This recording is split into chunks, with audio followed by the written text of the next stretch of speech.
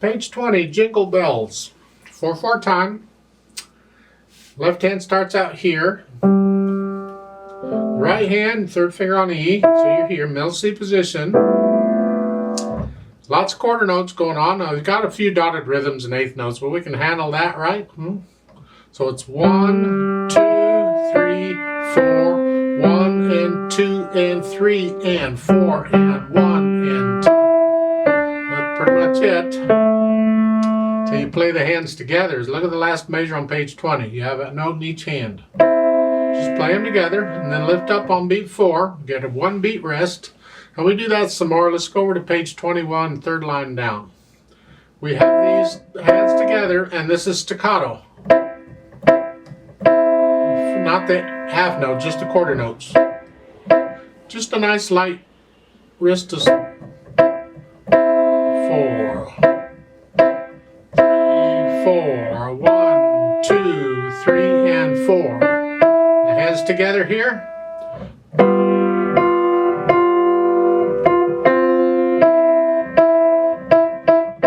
Got an F sharp right there, watch out. 2, 3, 4. That's 1. Now, on page 21, you have the repeat signs. You look at the last, or the third and fourth lines down. At the beginning of the third line, you have a backward repeat sign. And at the end of the fourth line, you have a repeat sign. Well, that repeat sign then sends you to the reverse repeat sign at the line above it. If the reverse repeat sign were not there, then you'd have to repeat all the way back to the beginning and play all that mess again. We don't do that. So that reverse repeat sign means you only go to there and you repeat that part. But if you look on the fourth line down, the last two measures, there's a 1 with a line across those two measures. That's a first ending. Because in the last line, those two measures has a 2 and a line across. That's second ending. So when you play this, you play the first ending, you get to the repeat sign, you repeat back up to the reverse repeat sign and play that line again. And then the fourth line, you're only going to play the first two measures. You don't do the first ending again. You played it once, you're done. That's it.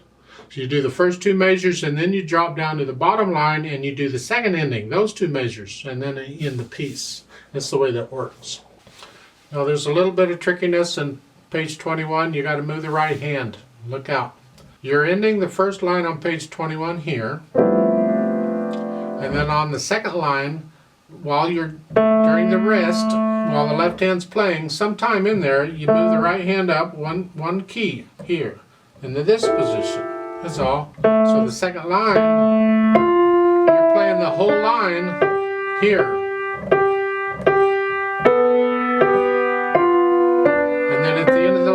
During that rest, move the hand back down, so in the next line you're back where you were. So you have to be aware of these hand movements and prepare for them. You know, practice them if you need to, but here it's not hard. You got rest. You got plenty of time to move the hand. Just be sure and be there before you need to play that note, any note, whatever. So you learn it, get it to where you can play it without any hesitations or anything, and then come back and let's play it together slowly to make sure you have the right notes and the rhythms. And we are going to do the whole thing just like it's written with the repeats and all. You know what I mean. You'll figure it out. I'll give us 4 counts. 1, 2, ready, go. 1, 2, and 3, and.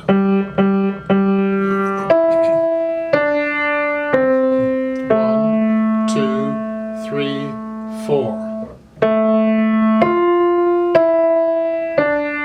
1, 2, 3, 4.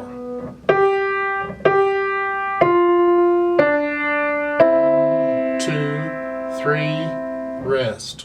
1, 2, 3, 4. 1,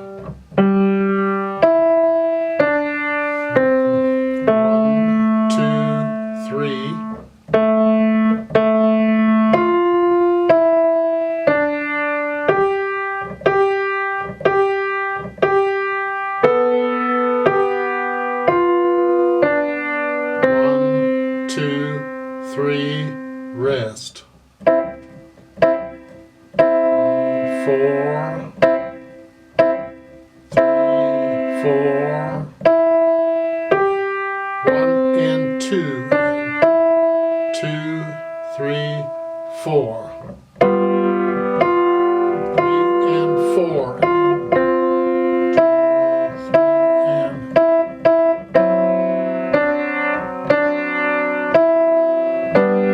2, 3, repeat.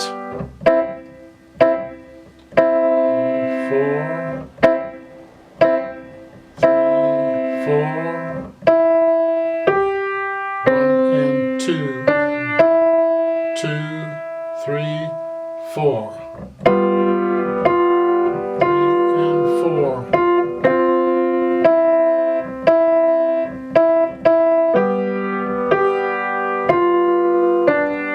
1, 2, 3, 4, off.